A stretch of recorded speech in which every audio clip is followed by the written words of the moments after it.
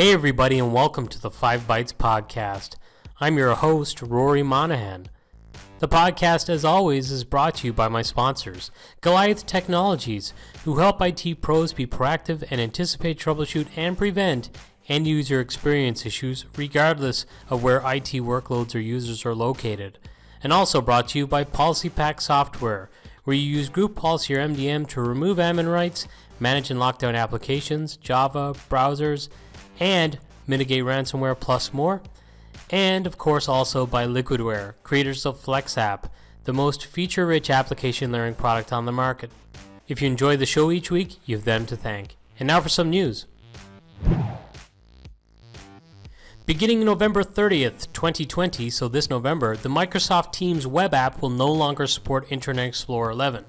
And also beginning August 17th, 2021, the remaining Microsoft 365 apps and services will no longer support IE11. Microsoft state that new Microsoft 365 features will not be available, or certain features may cease to work when accessing the app in IE11.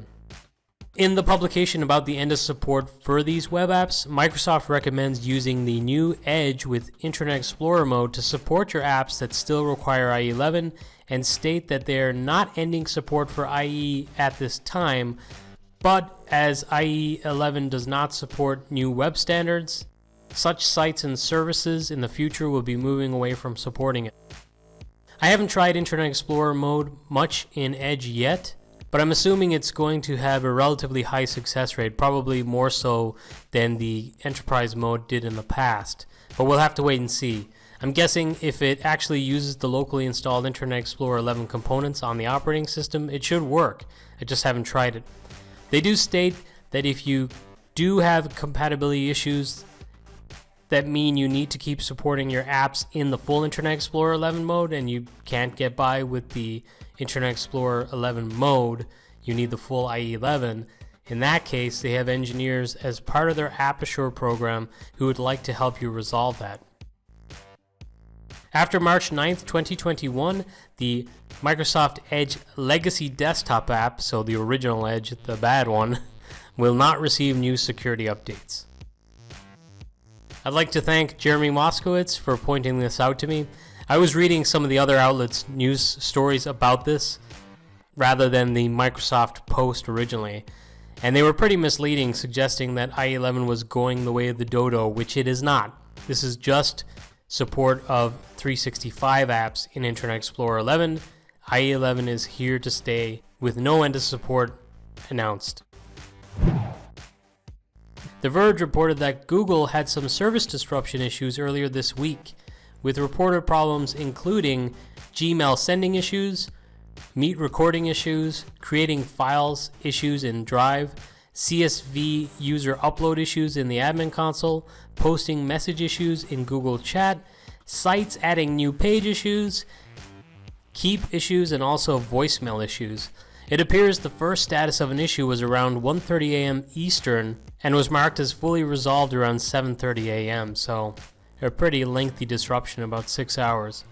This may be a false perception on my part, but it seems to me like Google services are typically pretty reliable, with major service disruptions like this that are across all platforms very few and far between. So I guess even the ones that get it very right in terms of uptime, they still have issues. Interestingly, ZDNet reported that on Wednesday, Google patched a major security bug impacting the Gmail and G Suite email servers. The bug could have allowed a threat actor to send spoofed emails mimicking any Gmail or G Suite customer, and even bypassing security features like Sender Policy Framework and domain-based message authentication reporting and conformance. It stated that Google delayed patching until September, despite the fact that put them past the disclosure deadline, having been informed of it a few months ago. Google engineers then changed their mind this week after security researcher Alison Hussein, who discovered the bug, published details about the bug on her blog, including a proof of concept exploit code. 7 hours after the blog post went live, Google told Hussein they deployed mitigations to block any attacks leveraging the reported issue, while they wait for final patches to deploy in September. So I guess a workaround or mitigation put in place, while the long-term fix is going to be put in place in September. And if you're keeping tabs, my previous story about an outage, don't know if it's related. It's not reported that it's related, and it looks like the change or the mitigation was put in place over 24 hours before the disruption. So maybe they'll clarify and it will be related, but for now I'm assuming it was not. China has blocked Notepad++ after the publishers released their Stand with Hong Kong and Free Uyghur editions, which were named in this way to show the plight of the Hong Kong and Uyghur people. So right now, if you try to get to the Notepad++ homepage in a browser in China, it still works, but if you try to go to the download page, it's blocked. Don Ho, who's the creator of Notepad++, if you use Notepad++, you'll probably be familiar with his name. He told bleepingcomputer.com that he was never contacted by the Chinese government, but is not surprised by the ban. Quote, "I am not surprised about their reaction, but since the free speech is basic right of everyone, I won't keep silent." End quote. Netflix shared a really interesting article about a monitoring platform they created for themselves called Telltale, which helps them ensure good health of their services and, most importantly, to help them figure out where issues lie when there is a problem. They go after the principles of a good monitoring platform, and it's interesting to see how they do it versus how maybe we do it in enterprise IT. And honestly, we're not miles apart. If you've looked at various different products on the market, say like those from Goliath Technologies, maybe from Liquidware, ControlUp, a lot of the same principles apply into how they have developed theirs. Theirs is just much more tunnel visioned onto their services exactly.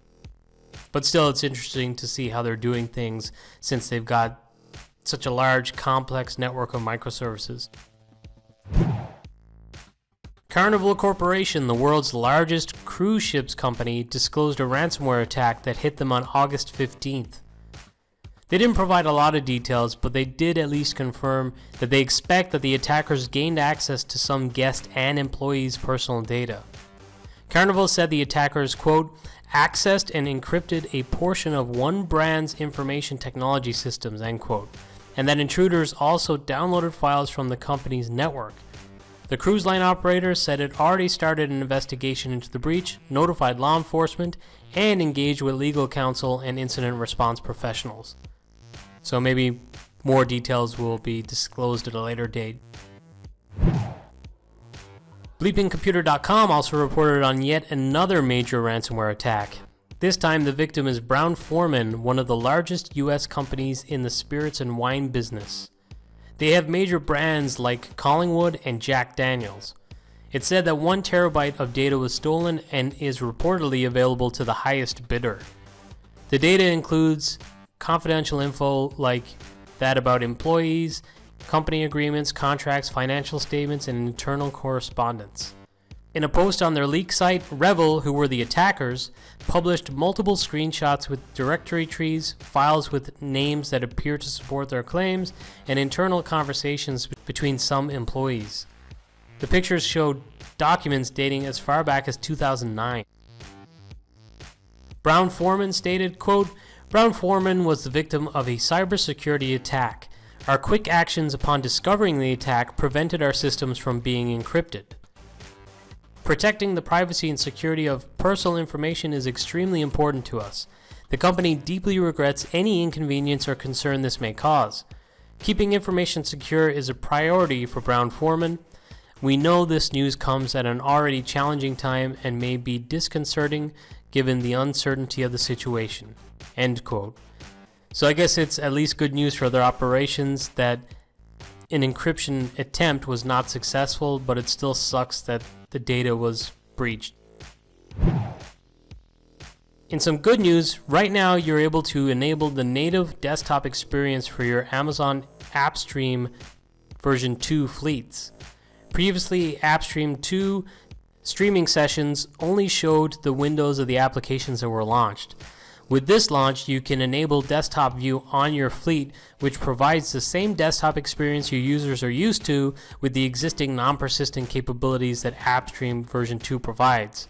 You can enable the desktop view when you create a new fleet or update a stopped fleet. And if you're an AWS customer and you're interested in doing that, you can enable the desktop view on your fleet resources at no additional charge in all AWS regions where AppStream 2 is offered.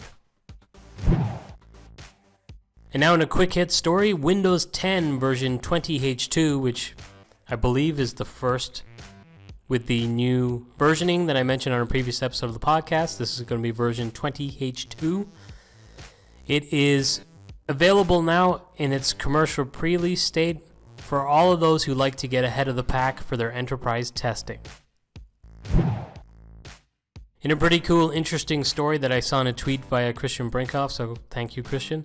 Some of the first test results from SpaceX's StarLink satellite internet were shared online, showing latency varying between 31 milliseconds and 94 milliseconds, and speeds going up to 60 megabits per second.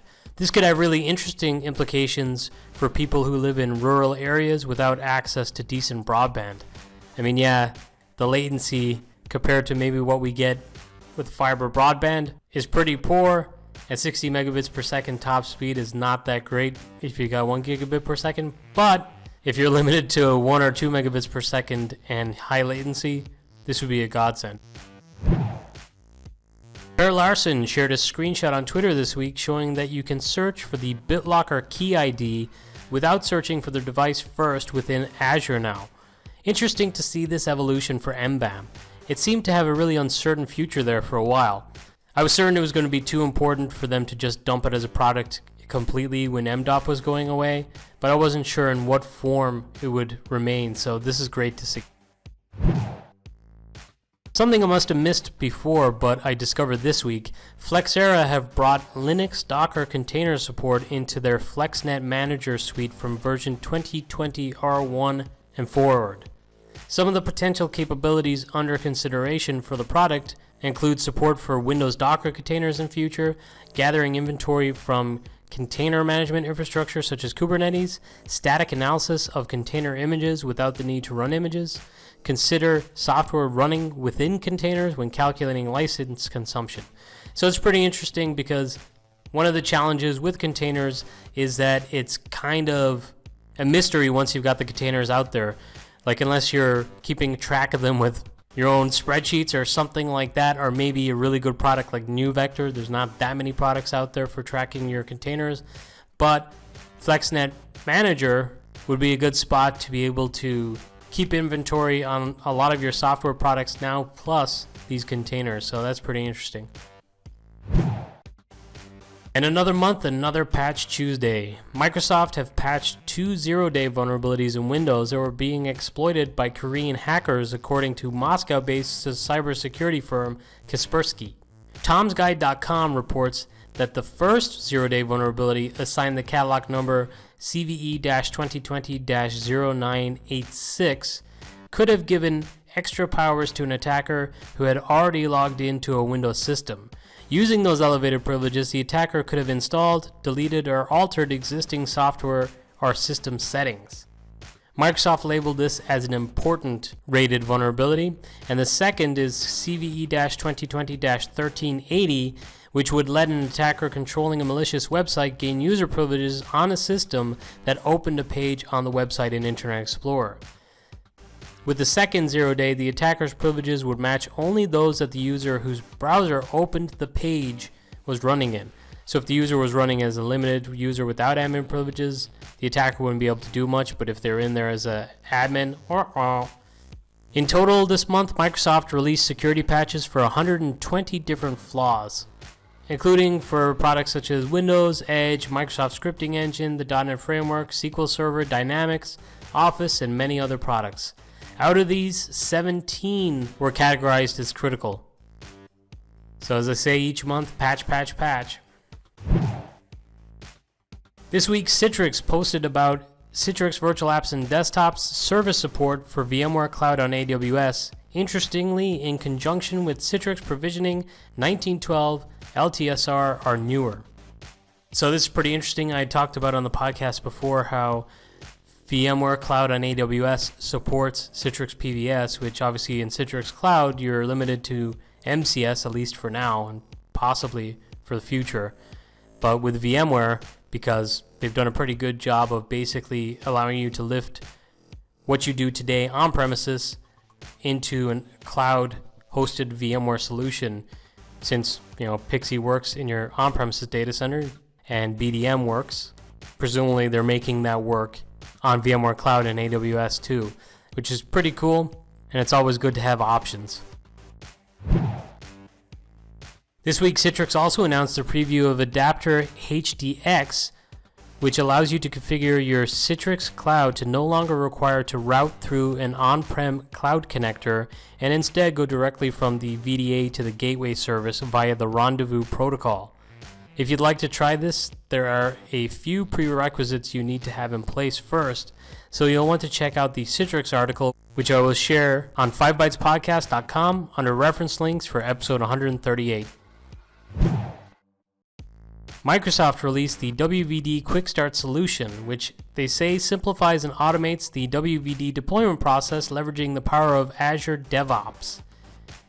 It can apparently deploy a full WVD environment for you within the click of a button. They do say that Quick Start requires you to have some prerequisites in place, like an Azure subscription, admin privileges, a virtual network, Azure AD, native or AD or AADDS, and some user input required.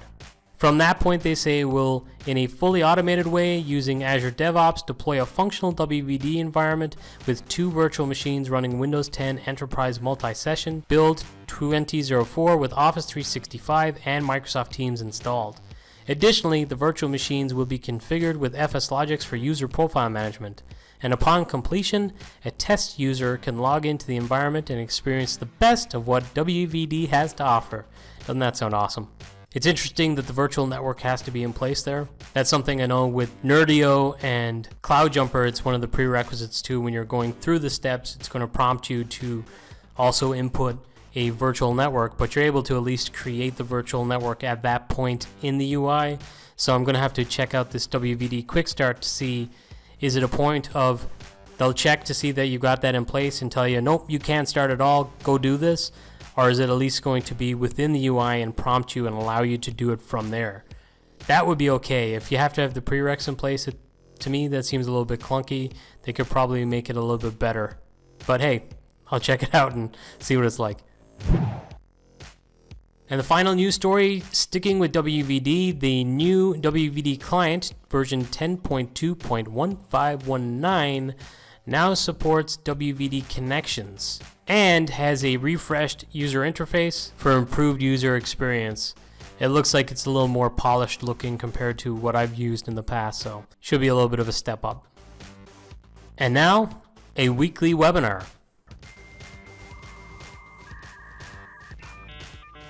I saw a registration link being shared for the Alchemy Solutions Summit, which is titled Delivering the Modern Workspace.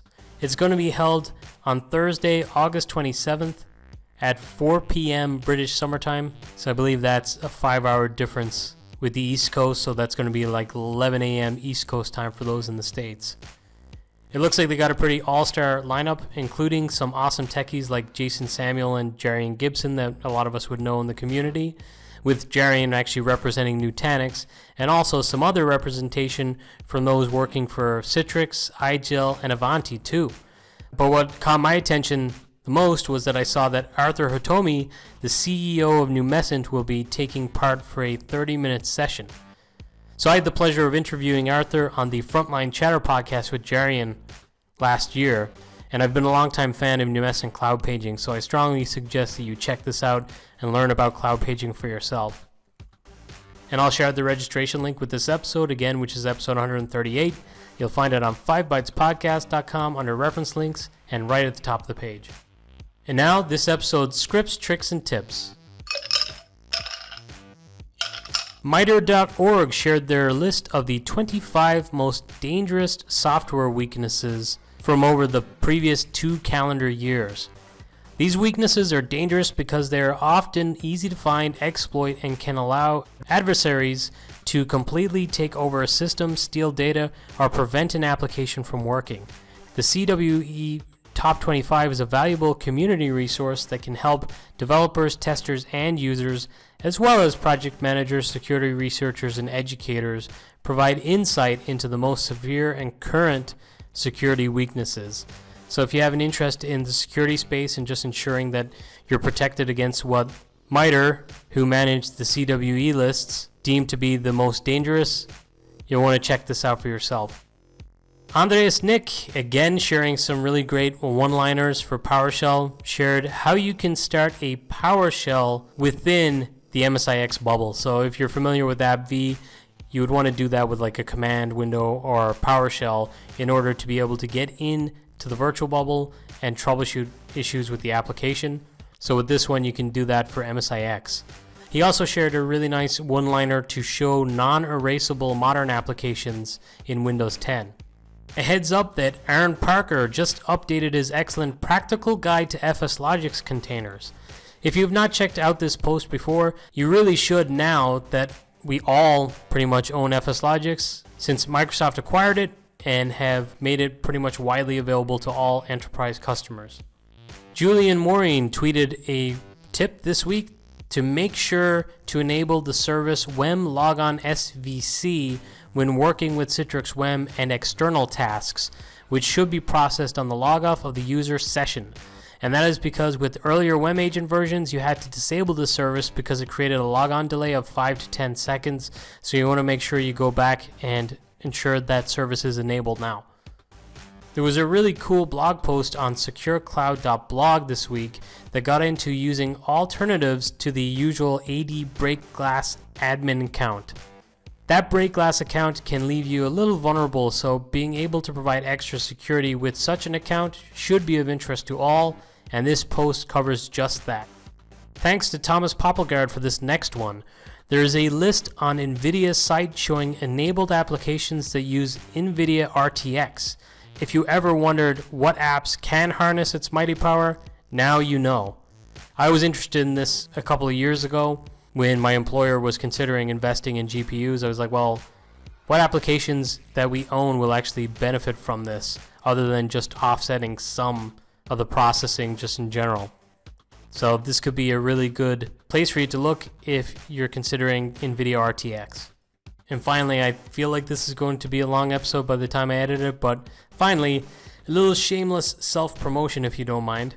This week I posted a blog on evergreen strategy for end-user computing, where I go into not just the application side of the house, which is where my expertise would be, even though I hate calling myself an expert, but that's where most of my knowledge and experience would be, is the application side. I get into evergreen applications, but I also get into just evergreen infrastructure and even down to the user level of that evergreen ethos for helping manage your users and doing it in the best way possible.